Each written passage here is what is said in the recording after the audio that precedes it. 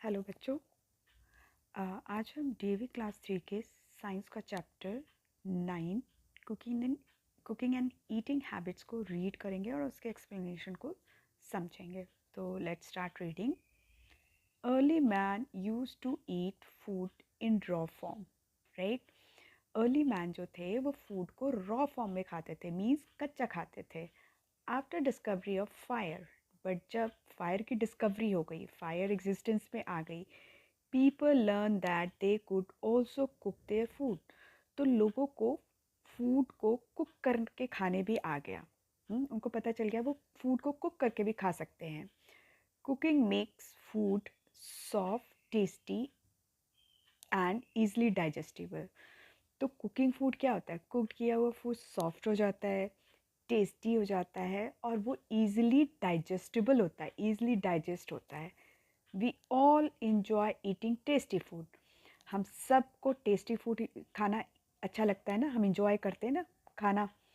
वही बता रहा है, cooking has a many more benefits. Cooking के बहुत सारे बेनिफिट्स होते हैं। क्या बेनिफिट होते हैं? Cooked food can be preserve for long time. Cooked food को हम लॉन्ग टाइम के लिए प्रिजर्व कर सकते हैं, कुक करके रख सकते हैं। It also make the food germ free and safe to eat. Cooked food जो होता है जर्म फ्री होता है, उसके जर्म्स जो होते हैं किल हो जाते हैं और वो सेफ हो जाता है ईटिंग के लिए, right. Cooking has to be done carefully. हमें कुकिंग जो है बहुत ही केयरफुली करनी चाहिए। Too much cooking can destroy many of the nutrients of vegetable, right.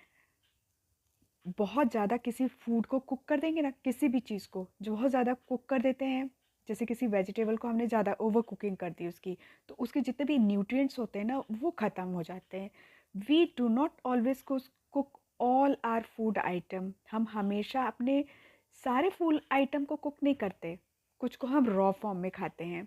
Many fruits and vegetables like cucumber, carrot, radish and peas are often eaten raw. बहुत सारे जो फ्रूट और वेजिटेबल होते हैं जैसे कुकुम्बर, कैरेट, रेडिश, गाजर, मटर, हम इसको रॉ फॉर्म में भी खाते हैं। They are good for our health. ये हमारी हेल्थ के लिए बहुत अच्छा होता है। We must make sure that all such food item are washed properly before they are eaten. हमें ये श्योर करना चाहिए कि कोई भी फूड आइटम को जब हम खा रहे हैं तो पहले हमें उसको वॉश करना होता है। Now method of cooking food, right. There are different method of cooking food.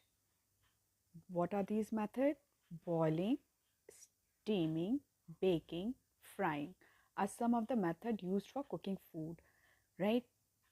Cooking करने के बहुत सारे मेथड्स होते हैं। कौन कौन से? बॉईल करना, स्टीम करना, बेक करना एंड फ्राइंग करना। Let us discuss all this method one by one. इस चैप्टर में हम इन सारे मेथड्स के बॉइलिंग, स्टीमिंग, बेकिंग, फ्राइंग, इनको वन बाय वन अंडरस्टैंड करेंगे। Now the first is boiling. Food can be cooked by boiling it in water for some time. हम food को पानी में बॉईल करके भी, पानी में in the water, not only water में किसी तरह उसको मैनेज करके रख के भी फूड को कुक कर सकते हैं बॉईल करके। Pulses are usually cooked by boiling them in water for different period of time. जैसे वाटर में हम क्या डालते हैं? पल्सेस डालते हैं। पल्सेस को थोड़ी देर के लिए हम उसको छोड़ते हैं और फिर हम उसको बॉईल करते हैं। तो बॉईल करके पल्सेस को खाने से वो इजी टू डाइजेस्ट और इजी टू कंज्यूम करना होता है। A pressure cooker is often used for this purpose. और फूड को बॉईल करके खाने के लिए हम जनरली क्या यूज़ करते हैं? हम प्रेशर कुकर यूज़ करते हैं। Egg can also be cooked by boiling them. जैसे एग हो गया, एग को हम बॉईल करके खा सकते हैं, right. Now do you know box? Milk is usually boiled before consuming, as boiling kills germs that can spoil the milk. हम मिल्क को बॉईल करके क्यों कंज्यूम करते हैं, क्यों पीते हैं? बिकॉज जब हम उसको बॉईल करते हैं ना तो उसके अंदर जितने भी जर्म्स होते हैं वो किल हो जाते हैं, वो मर जाते हैं। Boiling help to prepare milk for a long time. Boil करने से जो हमारा दूध होता है वो लॉन्ग टाइम के लिए प्रिजर्व रहता है, वो लॉन्ग टाइम तक चल सकता है, आप उसको 2-3 दिन तक उसको यूज़ कर सकते हो। वैसे एक ही दिन यूज़ करना ना। Steaming, right, we read about steaming. In this case, cooking is done by the steam obtained by boiling water. Steaming में क्या होता है कि हम जो कुकिंग करते हैं वो वाटर को बॉईल करते वक्त, जो वाटर को बॉईल करते वक्त स्टीम निकलती है उससे करते हैं। जैसे कि मैंने आपको बॉइलिंग में बताया था कि हर चीज़ को हम पानी में डाल के बॉईल नहीं करते हैं, कुछ चीज़ें उसके ऊपर रख के खाते हैं, तो ये प्रोसेस हो जाता है steaming. A deep vessel can be used for this type of cooking. कोई deep vessel चाहिए होता है जिसमें हम अपने जो भी हमें बॉईल कर स्टीम करके खाना हो, जो भी हमें कुक करना है स्टीमिंग के थ्रू, उसको हम डीप कंटेनर में पकाते हैं। उसके नीचे पानी होता है और ऊपर हमारा जो भी कुकिंग आइटम होता है। Steaming shorten the duration of cooking and help in conserving nutritive values of food. Steaming से क्या होता है, जब हम किसी चीज़ को स्टीम करते हैं ना, तो उस फूड की जो भी हम, जैसे वेजिटेबल ही हो हम बॉईल करके खा रहे हैं, तो उसकी जो न्यूट्रिटिव वैल्यूज़ होंगी, जो उसमें न्यूट्रिशन होंगे, वो उसकी वैल्यू बढ़ेगी। मीन्स वो उसी में रहेंगे। जैसे हम और कोई चीज़ फ्राइंग वगैरह ट्राई करते हैं तो थोड़ा सा वो ऑयली हो जाता है, but steaming is a nutritive increase करता है, न्यूट्रिटिव वैल्यू को इंक्रीज करता है, बढ़ाता है। Steam cooked food is also easy to digest. Food like idli and dhokla are prepared by this. जो स्टीमिंग फूड होते हैं वो उसको डाइजेस्ट करना बहुत ईजी होता है, राइट। और स्टीमिंग में कौन कौन से फूड आते हैं, जैसे इडली होता है, डोस इडली होता है, ढोकला होता है। ये सब जो है स्टीमिंग के मेथड के थ्रू किया जाता है, बनाया जाता है। बॉइलिंग में हमने क्या पढ़ा, पल्सेस, एग। स्टीमिंग में हमने क्या पढ़ा, इडली, ढोकला आदि। Now the third point is baking. Okay, indirect indirect heating with or without using oil is known as baking. Baking क्या होता है? Baking होता है indirect heating। हम फूड को डायरेक्टली उस पे फायर पे नहीं रखते हैं, हम उसको किसी यूटेंसिल में डाल के बेकिंग के लिए जो इक्विपमेंट या यूटेंसिल होता है उसमें डालते हैं। देखो, baking is usually done in an oven. This is oven, this aunt is using oven. Cake, biscuit and breads are made by baking. जो केक होता है, बिस्किट होता है, हाँ, ये सब चीज़ें, ब्रेड हम डेली कंज्यूम करते हैं, ये सब चीज़ें कैसे बनती हैं? ये सब चीज़ें बेकिंग के थ्रू बनती हैं। Now next method is frying. Many of us must have enjoyed food like pakoda, jalebi. These are prepared by frying their ingredients in hot oil.